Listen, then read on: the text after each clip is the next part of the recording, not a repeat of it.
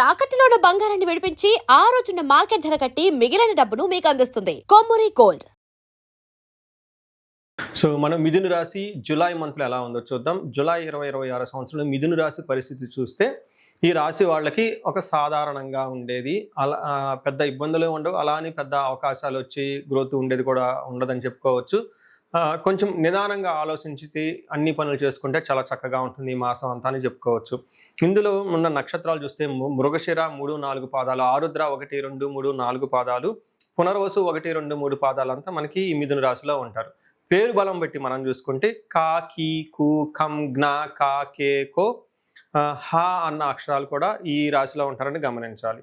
మనం ముందుగా చెప్పుకున్న విధంగా గ్రహాలు ఏవైతే మారుతున్నాయో ఈ గ్రహాల ద్వారా మనకి లఘు గోచారము, సూక్ష్మ గోచారం యొక్క కాన్సెప్ట్ ప్రకారం చూస్తే చిన్న చిన్న మాటల్లో సంస్కృతంలో హోల్ మంత్ ఎలా ఉందో మనం చెప్పుకోవచ్చు. దాని ప్రకారం ఏంటంటే ధనం వ్యాధ్యార్థి అర్ధక్షయం విభూధిం అని చెప్తారు. అంటే ధనం వచ్చే అవకాశం ఎక్కువగా ఉంటుంది, ధనం కోల్పోయే అవకాశం కూడా ఉంటుంది. అలానే వ్యాధ్యార్థి లైట్గా హెల్త్ కాంప్లికేషన్స్ ఉండే అవకాశం ఎక్కువగా ఉంటుంది. అర్ధక్షయం ధనాన్ని కోల్పోతూ ఉంటారు. విభూతిం ఆల్రౌండ్ ప్రాస్పరిటీ ఉంటుంది. అంటే కొంచెం ఎక్కువగా కొంచెం అటు ఇటు ఉన్నా కానీ ఓవరాల్గా తటస్థంగా న్యూట్రల్గా ఉండే మాసం అని మీరు చెప్పుకోవచ్చు.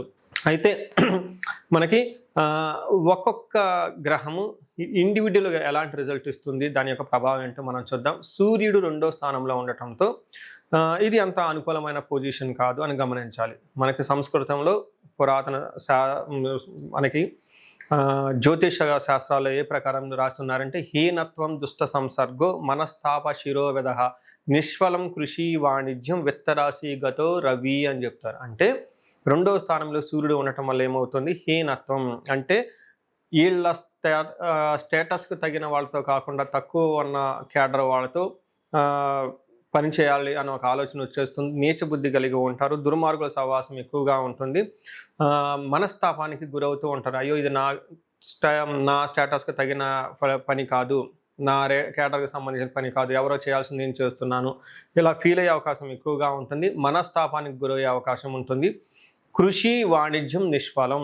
ఈ టైంలో వ్యవసాయం చేసినా లేదంటే వ్యాపారం చేసినా అంతగా కలిసి రాదు అని మనకు చెప్తూ ఉంటారు. గొడవలయ్యే అవకాశం కూడా ఉంటుంది. అది మన సూర్యుడి వల్ల మనకి ఇలాంటి అనుకూలమైన ప్రతికూలమైన పరిస్థితులు ఉండే అవకాశం ఎక్కువగా ఉంటుంది. నెక్స్ట్ బుధుడు వీళ్ళకి 2వ స్థానంలో ఉండటంతో అగైన్ ధననాశనం అని చెప్తూ ఉంటారు. వివాదో దుష్ట సంసర్గో అంటే దుష్టుల యొక్క సవాసం పట్టి ధనాన్ని కోల్పోయే అవకాశం ఎక్కువ ఉందని గమనించుకోవాలి. నెక్స్ట్ 3వది మోస్ట్ ఇంపార్టెంట్, కుజుడు వీళ్ళకి 12వ స్థానంలో ఉండి మిక్స్డ్ రిజల్ట్ ఇస్తూ ఉంటారు. 12వ స్థానంలో ఎప్పుడైతే కుజుడు ఉంటారో గమనించాల్సింది ఏంటంటే హాస్పిటల్స్కి వెళ్ళే అవకాశం ఉంటుంది, లేదంటే ధనం విపరీతంగా ఖర్చు అవకాశం ఎక్కువగా ఉంటుంది. భూమికి సంబంధించిన వివాదాలలో పరిష్కారాలు చేసుకోవటంలో అంత అనుకూలంగా ఉండదని గమనించుకోవాలి. 12వ స్థానంలో కుజుడు ఉంటే ఏమవుతుందంటే ప్రవాసం వ్యాధి పీడాంశ బంధువైరం ధనక్షణం దేహ పీడాంశ సంచారం ద్వాదశకే కుజ అంటారు. అంటే 12వ స్థానంలో ఎప్పుడైతే కుజుడు ఉంటారో విపరీతంగా ట్రావెల్ చేసే అవకాశం ఎక్కువగా ఉంటుంది, దూర ప్రయాణాలు చేసే అవకాశం ఎక్కువగా ఉంటుంది, ధనక్షయం జరుగుతూ ఉంటుందని చెప్తారు. అయితే వీళ్ళకి ధనం వచ్చే అవకాశం కూడా ఉంటుంది. ఇటు ధనం వస్తూనే ఉంటుంది, ఆ విధంగా ఛాలెంజెస్ కూడా ఉంటుంది. లాస్ట్ అండ్ మోస్ట్ ఇంపార్టెంట్, శుక్రుడు వీళ్ళకి 3వ స్థానంలో ఉండటం మంచి జరుగుతూ ఉంటుంది. ఇక్కడ కూడా మిక్స్డ్ రిజల్ట్ అని చెప్పుకోవాలి. ఒక రకంగా ఏం చెప్తారంటే వాణిజ్య ధననాశనం వ్యాపారం చేస్తే అందులో ధనం విషయంలో లాస్లు వస్తాయని చెప్పుకోవచ్చు. శత్రువృద్ధులు పెరుగుతూ ఉంటారు. గత జీవన రాహిత్యం అంటే ఇంతకుముందులాగా లైఫ్ అనేది హ్యాపీగా లగ్జరీగా ఉండదు, ఇబ్బందులతో ఉంటుందని చెప్తూ ఉంటారు. బట్ ఒక రకంగా మళ్ళీ అగైన్ సేమ్ శుక్రుడు ప్లేజర్స్, లవ్, తర్వాత రొమాన్స్ ఇట్లాంటి విషయాల్లో బాగా సపోర్ట్ ఇస్తున్నారని గమనించాలి. సో ఏ ప్రకారంగా చూసుకున్నా ఈ రాశి వాళ్ళకి మిక్స్డ్గా ఉంటుంది. కొంచెం డిసిప్లైన్డ్గా ఉంటే ఇంటర్పర్సనల్ స్కిల్స్ చక్కగా మెయింటైన్ చేస్తే ఈ మాసం అంతా మీకు స్మూత్గా వెళ్ళిపోతుంది. ఎలాంటి ఒడిదుడుకులు మీరు పెద్ద ఫేస్ చేయని అవసరం లేదని గమనించాలి. అయితే నక్షత్రాల ప్రకారం చూసుకుంటే ఇందులో మృగశిర, ఆరుద్ర, పునర్వసు 3 నక్షత్రాలు ఉంటాయని మనం ముందుగానే చెప్పుకున్నాం. ఇందులో నక్షత్రం ప్రకారం చూసుకుంటే బాగుంది, చాలా వెరీ ఇంట్రెస్టింగ్గా ఉంది ఈ మంత్. వీళ్ళకి రాశి ప్రకారం చూసుకుంటే అంత అనుకూలంగా లేకపోయినా నక్షత్రాల ప్రకారం చాలా చక్కగా ఉంది ఈ రాశి వాళ్ళకి. ఇందులో మృగశిర వాళ్ళకి ఐశ్వర్యవంతంగా ఉంటుంది, ధనలాభం ఉంటుంది, విదేశ గమనం అంటే ఫారిన్ వెళ్ళి వచ్చే అవకాశం కూడా ఎక్కువగా ఉంటుంది ఈ రాశి వాళ్ళకి. అయితే నెగటివ్ సైడ్లో ఎలా ఉంటుందంటే భయము మరణ తుల్యము అని చెప్తారు. అంటే అనుకున్న పనుల్లో ఎక్కడో ఆటంకాలు రావటం, భయం కలిపే పరిస్థితులు ఎక్కువగా ఉంటాయని గమనించుకోవాలి.